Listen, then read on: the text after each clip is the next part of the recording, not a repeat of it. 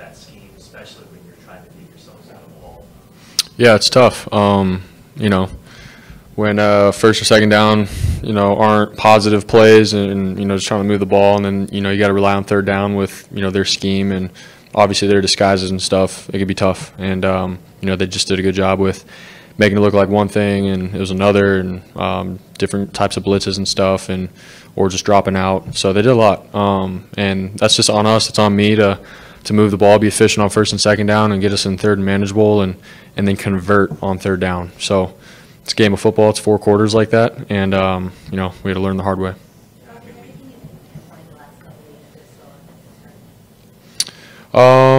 It's just coming out, and it's as simple as executing. We got the players, we got the scheme, we got what it takes, and it's dropping back and executing, knowing where my answers are at, and getting the balls into the guys' hands, and drop stepping and getting first downs, and it's all of that. It's football, man. Just because you got really good players and good scheme doesn't mean the other team's going to give it to you. You have to go out and earn it. So we've had to learn that the first 2 games of the season. So hopefully we can be better next week.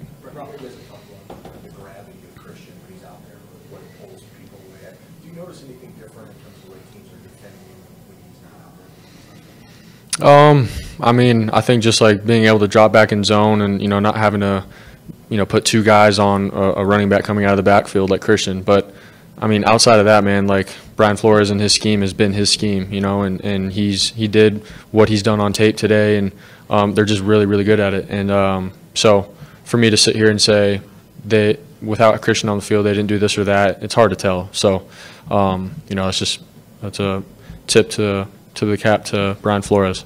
Brock, BA mentioned being maybe 80-85% BA. Would you agree with that statement? Where do you feel like you two are specifically?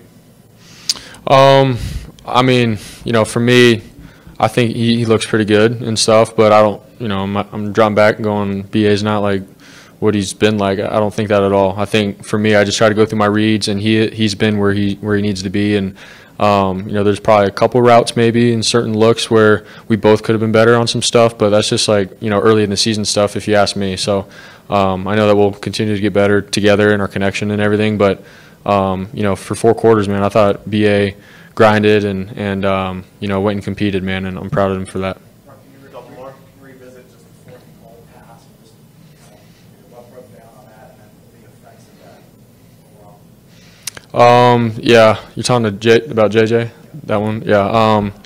Yeah. We felt like we could have scored on that drive, and I love the aggressiveness by Kyle going for it, 4th and 2, 4th and 1, and they had 0 blitz, and one guy just came free, which in our pass protection that's just how it is, and they got a hand on it, a tip ball, man, at the end. So it was a good defensive play on them, and I was just trying to give JJ a shot. That was where the ball was supposed to go, and against man, and I thought I had it, and ball got tipped. So. Rob, wanted to ask you about the other number 13 tough game yesterday for Nevada at Minnesota, with Chuba, of course, playing quarterback for the Wolfpack. How much have you been able to pay attention to Nevada football, and with Chuba down there, what have your conversations been like?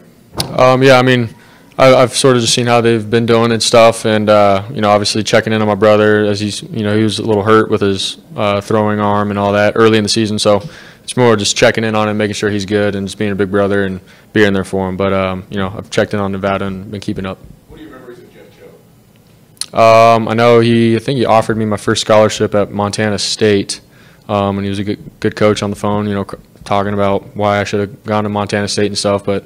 It was nothing but love, and I'm glad my brother's playing for him. All right. Thanks, guys. Right here. How much do you rely on the other side of the ball? How much do you put on yourself to go make a play? I've always put a lot of pressure on myself. I have the utmost confidence in my abilities, and it's not me trying to make anything up. It's about just me trying to do my job, and when the play's there, it's about just me making it, I know my teammates rely on me to make those type of plays, and so it's just another day. What was your view on the Justin Jefferson touchdown? Yeah, we're in a man coverage blitz. I was one of the guys that was blitzing, and I got to get home to get some pressure on Sam. He's able to step up in the pocket and deliver, a great ball to Justin, and we just got to find a way to get him down right there. There were 7 of 12 on 3rd down, including that last drive. You had a couple chances to get off it. But anything you put your finger on why you've struggled to get off the field? No, I got to watch it. I got to see it. And you mentioned it, especially on that last drive. We had every opportunity to go take the game back, give the ball back to the offense, and have a chance to win the game, it's not good enough. I think that's back-to-back weeks where we're not playing good enough on third down. We got to clean it up. Describe the forced fumble at the goal line, Fred, just how you saw the play unfold and how important that was in that aspect. Yeah, I mean, I'm in coverage on one of the receivers down the field, and I saw the play breaking through. I think he made a nice move on Malik, and I'm coming inside out, having to pinpoint the ball and get it out. But you got pretty hard enough to initially hurt. And then I saw you just Will you take you a second after you got hit? You talking about on the interception? Yeah. It was a combination of fatigue and the 71 laying a nice hit on me for sure. So I was all right. Last one. You guys have been here a few times and lost a few times. Is there something other than, I guess, the obvious, or maybe it is the obvious, that makes it so difficult for visiting teams to come here and play? Yeah, I mean, it just hurts my soul, honestly, because we knew exactly the type of game that it was going to be, what was going to be required for us to win this game. And I told the team in there, it's never going to be an issue of us playing hard. We always play hard. We got so much talent in that room. We're always going to play hard, but it's about playing smarter. We gotta protect the football. Obviously, we got to take it away on defense. Special teams, we can't give up that block punt. And then defensively, the game plan, when we say we got to stop the run and we got to be great on third down and we don't do either of those things, it's going to be a long day. You know what I'm saying? So we didn't do anything to help ourselves in this game, and obviously they play better than us. When you say you address a team, is this a pregame huddle or is this half time or after game? No, I'm talking about just what I just said in the huddle after the game. Would you chalk it up to just mistakes on defense, misassignments, that type of thing? Yeah, it's just, too many my bads, too many, man, I'll try to be better next time, and me included. I'm thinking of the plays that I wanted back in this game. Like I said, we got to play more together as a team. We just got to do our job, play smarter football, and the rest will take care of itself because we are talented. We do play hard. We just got to play smarter. Thanks, guys. We got to go. All right. Howdy. Oh, here they come. I'll wait for you guys.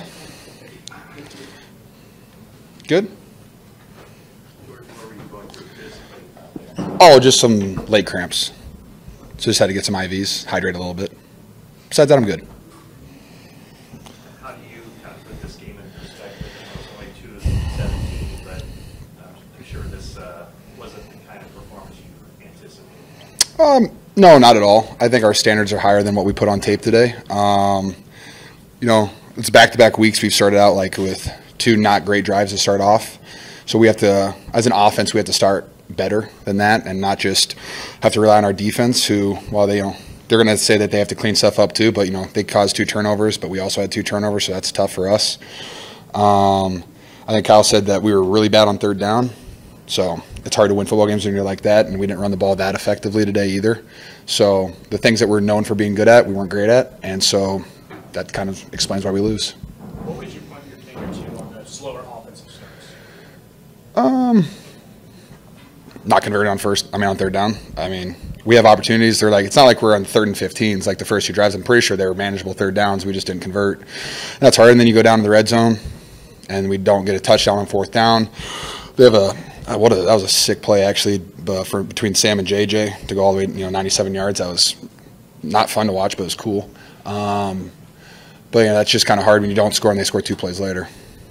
I know you've not played on this team since 1994, but that was the last time that the Niners have won in the state of Minnesota. If there's something about this atmosphere of the Vikings that's just tough to overcome.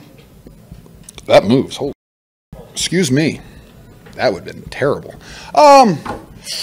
Nothing I can put my finger on. I think it's a great matchup between Coach Flores, their D coordinator, and Coach Shanahan. I think it's a really good matchup, and they each win occasionally, and I think he had a really good game plan against us. And when you have multiple turnovers and you can't convert on third down, it just is what it is. It's a wonderful atmosphere. I love playing here. The fans are fantastic. They're very noisy. They love their state. They love their fans. They love their players. They love their team. So, we just have to be more efficient, really. All due respect to Mason, he did over 100 yards again, running the ball. Did he really? He did. Good for him. For 100 yards, but the question is, how much does this just Christian's presence? And like, how do defensively approach you guys differently? Christian is the offensive MVP for a reason. He was in the MVP voting for a reason. He had 20-plus touchdowns for a reason because he does it all in the pass game, in the run game. It's like, I mean, it's really fun because it's like having Debo and him are just interchangeable. Like you'll have Christian running routes, and then all of a sudden you put a Mike linebacker on him, and Debo's in the backfield. You have no idea what you're going to get. So it just gives us another dimension. And then he's voted he didn't do anything. He didn't do OTAs. He didn't do really much at training camp. He's still voted a captain. So like there's the impact that you guys can see. He has an incredible impact on this team. Just him being around, he boosts everyone's confidence. But I mean, I still think we could have. I mean, we won last week. I think we had opportunities to find a way to win today, and we just didn't. But yeah, it's just there's things that we can't do without Christian. George, Last one. not sure there's much to say about Fred Warner, but did you say something? Good at football? Yeah. I think I've been saying it since like his second year, All-Pro Fred. I mean, he just puts it on tape every single day. He's a fantastic football player. Leads the defense, always has the energy. He's everything you want a 49er, And the way that he plays is the standard for the defense. And he does a really good job, too, of like calling guys out when they aren't playing at the standard that he expects out of them, too. So he's everything you want a Mike linebacker and as a teammate. All right, thanks, guys. Nick's right here. Woohoo! During the week, you did say that the Vikings would be a much more difficult test. Were they as good as you thought they were going to be? Yeah, I mean, it's a really good coach and a lot of really good players. So, and Sam's doing a great job. So, yeah, it's a wake-up call, but we know why it happened. And there's a lot to fix. There's some good things for sure, but What happened when you got hurt? Did you get tangled up? I got rolled up really, really bad. Thankfully, I'm good. Were you scared? I was a little scared, yeah. What makes Kittle confident with the new coach in your opinion? He's just really good with the scheme. He knows how to scheme up the big-time players on the defense, and he's got a lot of really good players, a really good O-line. So you could feel it when you're playing a good coach who knows what they're doing. I think you were 7-12 on third down. They had a couple on that last drive. What's the frustration level when you get some opportunities? It's huge. Yeah, it's a big part of the game, third down. That's why we have a whole day based on third down. It's how this league is, and we failed. So Can you put your finger on why you couldn't get off the field? it's hard to know. Not that it was all what was going on behind us, but I don't know what's going on behind us, and we got to make more plays. We got to start faster, especially up front. But this game could have gotten really out of hand. Warner's key plays. What can you say about him? He's playing at an even higher level than he has in the past, which is saying a lot. So it's fun to play with him. He's like my security blanket out there. Just knowing he's there is huge, and he doesn't get too high when things are going good, or too low when things are going bad, which is what you want from a leader. Security blanket in that he's on the field, so we're going to be able to. Yeah. All good, guys? Thanks. Thanks.